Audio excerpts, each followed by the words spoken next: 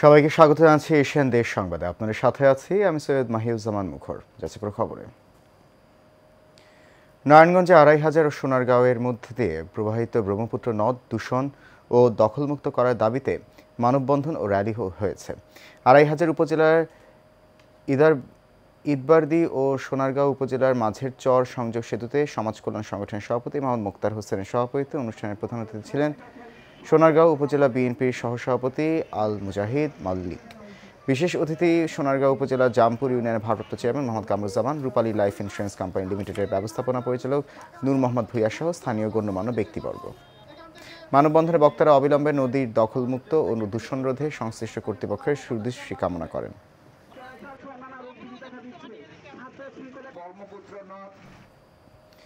হাটহাজারী পৌরসভা ৭ নং ওয়ার্ড পূর্ব আলমপুর গ্রামের অবসরপ্রাপ্ত সরকারি কর্মকর্তা মোহাম্মদ শামসুল ইসলাম আজ চট্টগ্রামে তার আপন ভাই ও অসাধু চক্রের যোগসাজশে এক সরকারি কর্মকর্তা দীর্ঘদিন ধরে তাকে পৈতৃক সম্পত্তিতে ঘর নির্মাণে বাধা দিচ্ছেন বলে অভিযোগ করেছেন।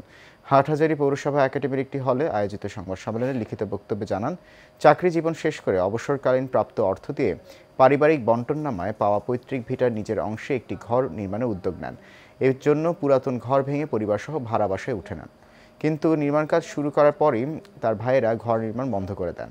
শামসুল ইসলামের দাবি, সরকারি গাড়ি ব্যবহার করে ওই কর্মকর্তা একাধিকবার তার বাড়িতে গিয়ে হুমকি দেয়। তিনি আরও বলেন, এই ঘটনায় তিনি চট্টগ্রাম ম্যাজিস্ট্রেট আদালতে মামলা দায়ের করেন। আদালতের নির্দেশে police bureau of investigation PBI তদন্ত করে রিপোর্ট দাখিল করে কয়েকজনের বিরুদ্ধে গ্রেফতারি পরোয়ানা জারি করে, তবে এখনও তাদের গ্রেফতার করা হয়নি বলে অভিযোগ করেন তিনি।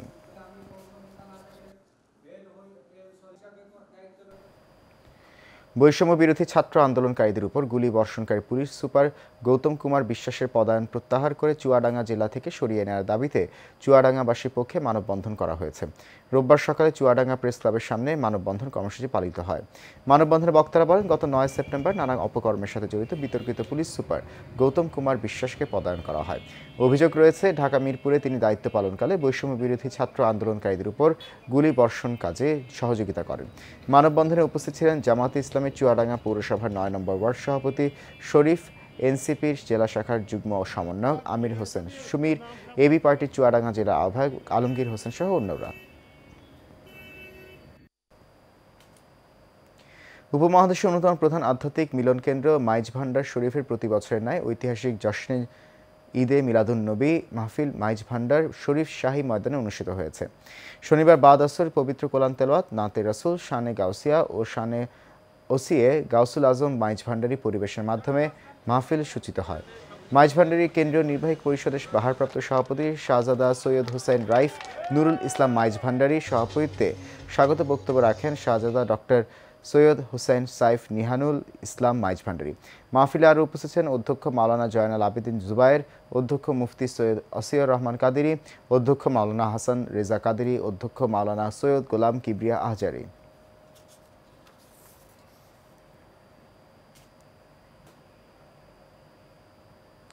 সিরাজগঞ্জে উল্লাপাড়ায় ট্রাক ড্রাইভারের কাছ থেকে লোক মারফত জোরপূর্বক বকশিসের নামে অতিরিক্ত অর্থ আদায়ের অভিযোগ উঠেছে। শ্রমিকদের দাবি, লোডে ট্রাক প্রতি ৮০০ থেকে ১০০০ টাকা করে নেওয়া হচ্ছে।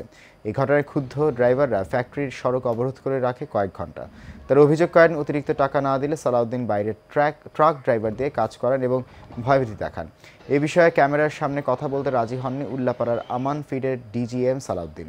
তিনি মোবাইলে অভিযোগের বিষয়ে সালাউদ্দিন সব অভিযোগ অস্বীকার করেন।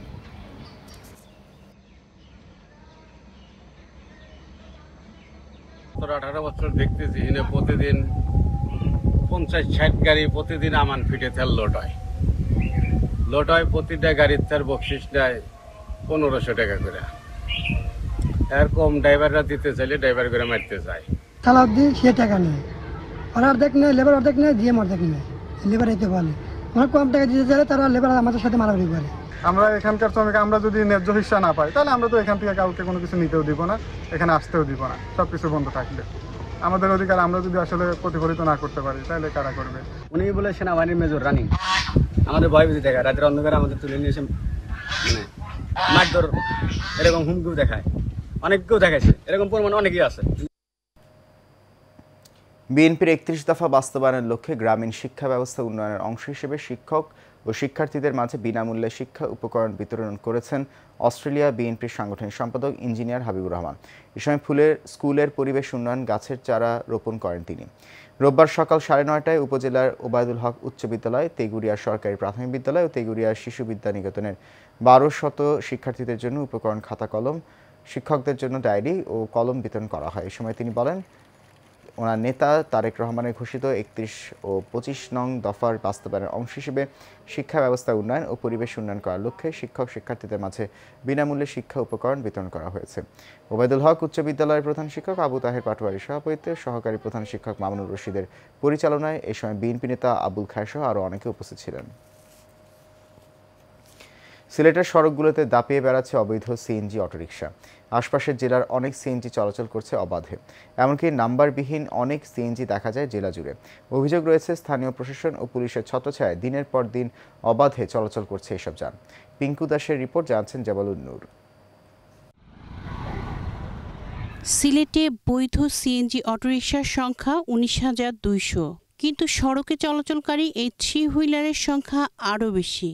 প্রতিদিন কয়েক হাজার সিএনজি সিলেট ও এর আশপাশের জেলা মৌলভীবাজার, সুনামগঞ্জ সহ সর্বত্র দাপিয়ে বেড়াচ্ছে। এসব সিএনজির অধিকাংশরই নেই বৈধ লাইসেন্স। পার্শ্ববর্তী জেলার নাম্বার প্লেটে অনেক সিএনজি চলাচল করছে সিলেটে, কিন্তু কিভাবে অবৈধ ও নাম্বারবিহীন সিএনজি অবাধে চলাচল করছে জেলা জুড়ে, সেই প্রশ্নের উত্তরে সিএনজি চালকরা জানান, টোকেন নিয়ে সড়কে চলাচল করছেন তারা। টোকন তো পাইছেন, তো গেছে গেলে 500 টাকা হবে।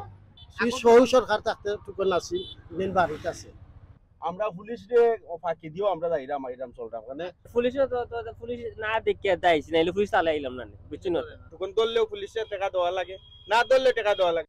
কোনো ফাংশন নাই, টোকন দিতাম বলে। সড়কে অবৈধ সিএনজি চলাচল বন্ধে কোনো পদক্ষেপ নেওয়া হচ্ছে না কেন জানতে চাইলে বিশ্বনাথ উপজেলার বালাগঞ্জ ওসমানীনগরের সার্কেল এসপি বলেন, অবৈধ সিএনজি চলাচল বন্ধে নিয়মিত অভিযান চলছে। আমরা আমাদের জায়গা থেকে আমাদের সর্বোচ্চ চেষ্টাটুকু করব যে এই ধরনের অবৈধ সিএনজি গুলো যেন চলতে না পারে। একই সাথে টোকেন বাণিজ্য নিয়ে জানতে চাইলে পুলিশ সুপার মাহবুবুর রহমান বলেন, কারো বিরুদ্ধে এমন অভিযোগ প্রমাণ পেলে কঠোর ব্যবস্থা নেওয়া হবে। টোকেন বা অন্য কোনোভাবে আপনার কাগজপত্র, সরকারের একবারে বৈধ কাগজপত্র ছাড়া অন্য কোনো পদ্ধতিতে এগুলা চালু করার বা চালানোর কোনো সুযোগ নেই। যদি এরকম কোনো স্পেসিফিক তথ্য কেউ আমাকে দেয় বা আমার কাছে আসে, আমি অবশ্যই সেটা তদন্ত করে, যদি আমাদের কারো কেউ কোনো এটার সাথে ইনভলভমেন্ট থাকে, অবশ্যই তাদের বিরুদ্ধে প্রয়োজনীয় যতটুকু ব্যবস্থা নেওয়ার আমি নিব। এদিকে বিআরটি এর এই কর্মকর্তা জানান, অবৈধ যানবাহন বিরোধী অভিযান চলমান রয়েছে, শিগগিরই সড়কে শৃঙ্খলা ফিরবে। আমরা মোবাইল কোডের মাধ্যমে, যখন আমাদের ম্যাজিস্ট্রেট মহোদয় আছেন, উনি মোবাইল কোডের মাধ্যমে অন্য জেলার গাড়ি যদি জেলায় চলে সেগুলো ব্যবস্থা নেন। বিপজ্জনক এই যান চলাচল নিয়ন্ত্রণ করে সড়কে নিরাপত্তা নিশ্চিতে দ্রুত পদক্ষেপ নেবে সংশ্লিষ্টরা, এমনটাই প্রত্যাশা সবার। জামালুন নূর, এশিয়ান টেলিভিশন। রাজধানী ড্যামরার অত্যন্ত স্বনামধন্য শিক্ষা প্রতিষ্ঠান শামসুল হক খান স্কুল অ্যান্ড কলেজের নবীন শিক্ষার্থীদের বরণ অনুষ্ঠান 2025 অনুষ্ঠিত হয়েছে। দুপুরে কলেজ মাঠ প্রাঙ্গণে অত্যন্ত উৎসবমুখর পরিবেশে অনুষ্ঠান হয়।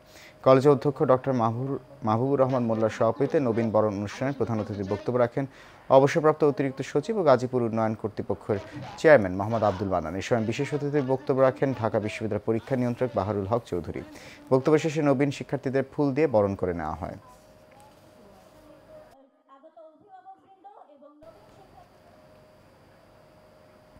বিএনপি জাতীয় নির্বাহী কমিটির সহ সাংগঠনিক সম্পাদক ও গোপালগঞ্জ 1 আসনের সম্ভাব্য প্রার্থী সেলিমুজ্জামান সেলিম গণসংবর্ধনা দেওয়া হয়েছে। শনিবার বিকেলে মুকসুদপুর উপজেলার দক্ষিণ কাশালিয়া সরকারি প্রাথমিক বিদ্যালয়ের সামনে আয়োজিত পথসভায় তাকে সংবর্ধনা জানায় দক্ষিণ কাশালিয়া গ্রামের মানুষ।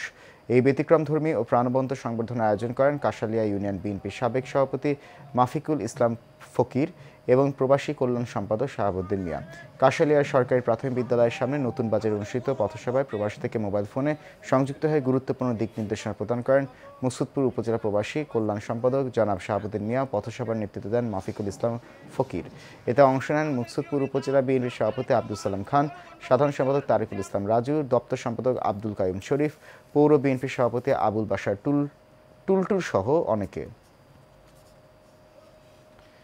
নারায়ণগঞ্জের রূপগঞ্জে পৈতৃক জমিতে জবরদখল করে রাখেন দুই চাচা সত্তার মিয়া ও প্যারা মিয়া। পরে জমি দাবি করার পর থেকে অব্যাহত দেশীয় অস্ত্রে মহড়া দেয়া ও বাড়ি ছাড়া সহ প্রাণনাশের হুমকিতে চরম নিরাপত্তাহীনতায় রয়েছেন ভুক্তভোগী পরিবার। এর প্রতিবাদে রবিবার দুপুরে উপজেলার পূর্বাচলের ৫ নং সেক্টর এলাকায় একটি রেস্টুরেন্টে সংবাদ সম্মেলন করেন বাদী ও তার পরিবার। উপস্থিত ছিলেন খাস দাউদপুর গ্রামের বড় বাড়ির বাসিন্দা মৃত নুরুল ইসলামের নুরু মিয়ার স্ত্রী মমতাজ বেগম, মামলার বাদী ও নুরু মিয়ার ছেলে এনামুল হক, সানাউল্লাহ, রেজাউল করিম, হাবিবুর রহমান।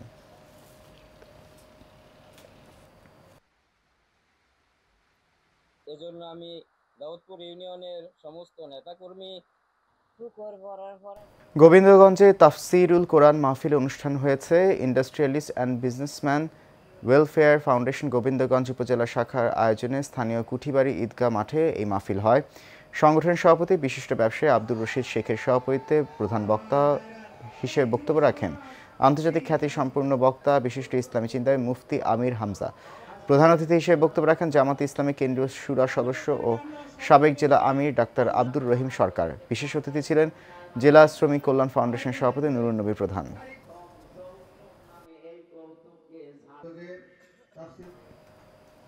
ঢাকা কেরানীগঞ্জে মিথ্যা মামলায় গ্রেফতার করিয়ে ব্যবসা প্রতিষ্ঠান থেকে প্রায় কোটি টাকার মালামাল লুট করে নেওয়ার অভিযোগে সংবাদ সম্মেলন করেছে ভুক্তভোগী।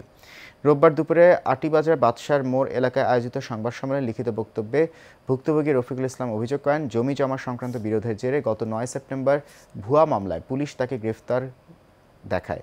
তিনি জেলে থাকা অবস্থায় ১১ সেপ্টেম্বর তাজিমউদ্দিন, ফয়েজ আলী, আবু ও নাজিমউদ্দিন ১০ থেকে ১২ জনের সন্ত্রাসী দল নিয়ে তার ইলেকট্রনিক্স ব্যবসার প্রতিষ্ঠানে আগুন ধরিয়ে দেয় এবং প্রায় কোটি টাকার মালামাল লুট করে নিয়ে যায়। এই ঘটনায় ভুক্তভোগী কেরানীগঞ্জ মডেল থানায় অভিযোগ দায়ের করলেও পুলিশ এখনো কোনো ব্যবস্থা নেয়নি। বর্তমানে রফিকুল ইসলাম পরিবার নিয়ে নিরাপত্তাহীনতায় ভুগছেন। তিনি সরকারের কাছে সুষ্ঠু বিচার দাবি করেন।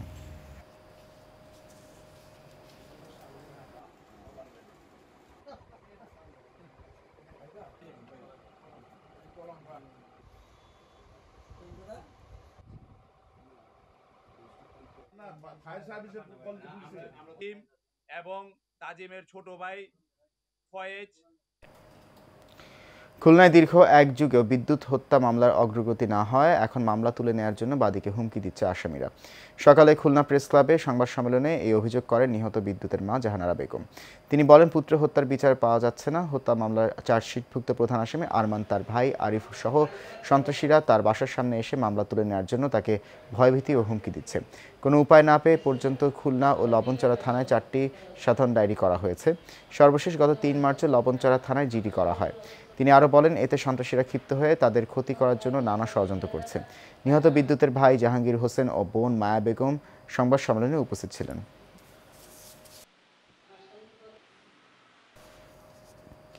বাংলাদেশ পরিবার পরিকল্পনা সমিতির কর্মকর্তা কর্মচারীরা 7 দফা দাবিতে সংবাদ সম্মেলন করেন।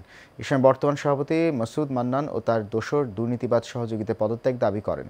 এই সময় তারা বলেন, স্বৈরাচার সভাপতি ও দুর্নীতিবাজ কর্মকর্তাদের স্বেচ্ছায় পদত্যাগ করতে হবে। তাদের 21 মাসে বকেয়া বেতন ভাতা দ্রুত সময়ের মধ্যে সম্পূর্ণ পরিশোধ করতে হবে। বেতন ভাতা নিয়মিত প্রদান করতে হবে। এছাড়া দাতা সংস্থা IPPF এর পূর্ণ সদস্যপদ ফিরিয়ে আনার জন্য সকল কার্যকরী পদক্ষেপ গ্রহণ করার দাবি জানান তারা।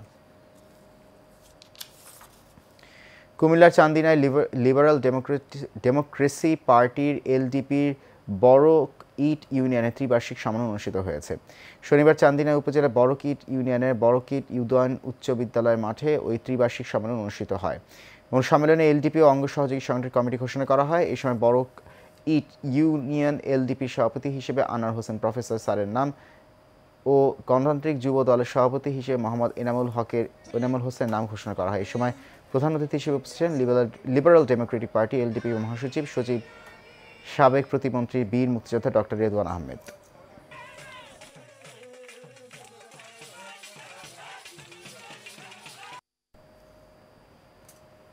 মাদারীপুরের রাজৈর উপজেলার কদমবাড়ি গণেশ পাগল খেলার মাঠে পল্লী উন্নয়ন যুব সংঘ ফুটবল টুর্নামেন্ট 2025-এর মেগা ফাইনাল খেলা অনুষ্ঠিত হয়েছে। টুর্নামেন্টে আরুয়াকান্দি একাদশ ও কদমবাড়ি একাদশ দুইটি দল অংশ নেয় এবং আরুয়াকান্দি একাদশ কদমবাড়ি একাদশকে 1-0 গোলে পরাজিত করে। টুর্নামেন্ট উপলক্ষে আয়োজিত অনুষ্ঠানে কদমবাড়ি গণেশ পাগল সেবা আশ্রম কমিটির সভাপতি মিরন বিশ্বাসের সভাপতিত্বে প্রধান অতিথি হিসেবে বক্তব্য রাখেন কেন্দ্রীয় কমিটি বাংলাদেশ থেকে ছাত্র দলের সহ সাধারণ সম্পাদক হিমেল আর ইমরান। বিশেষ অতিথি হিসেবে বক্তব্য রাখেন রাজৈর উপজেলার নির্বাহী কর্মকর্তা মাহফুজুল হক, রাজুর থানার অফিসার ইনচার্জ মোহাম্মদ মাসুদ খান সহ অন্যান্যরা। ব্রাহ্মণবাড়িয়ার নবীনগর উপজেলার সাতমুরায় অনুষ্ঠিত হলো সাতমুরা টিভি কাপ ফুটবল টুর্নামেন্ট। এই উপলক্ষে অনুষ্ঠানে মোর্শেদ সরকার সভাপতিত্বে প্রধান অতিথি ছিলেন ব্রাহ্মণবাড়িয়া 5 আসনের বিএনপির মনোনয়ন প্রত্যাশী বাংলাদেশ জাতীয়তাবাদী আইনজীবী ফোরামের সহসভাপতি, নবীনগর উপজেলা কল্যাণ সমিতি ঢাকার সহসভাপতি, বাংলাদেশ বার কাউন্সিলের কমপ্লেইন অ্যান্ড ভিজিলেন্স টিমের চেয়ারম্যান এবং ঢাকা ট্যাক্স বার অ্যাসোসিয়েশনের সাবেক সভাপতি ও সাধারণ সম্পাদক অ্যাডভোকেট মোহাম্মদ আব্দুল মতিন। খেলার সাতমুরা ইউনিয়নের 2টি দল অংশ নেয়। নির্ধারিত সময় ওয়ার্ড নং 9-এর দল 1 গোল করে জয় পায় আর অপর দল গোল শূন্য থেকে যায়। এশিয়ান দেশ সংবাদ এই পর্যন্ত। আমাদের পরবর্তী সংবাদ দেখার আমন্ত্রণ রইল। এতক্ষণ সঙ্গে থাকার জন্য অনেক ধন্যবাদ সবাইকে।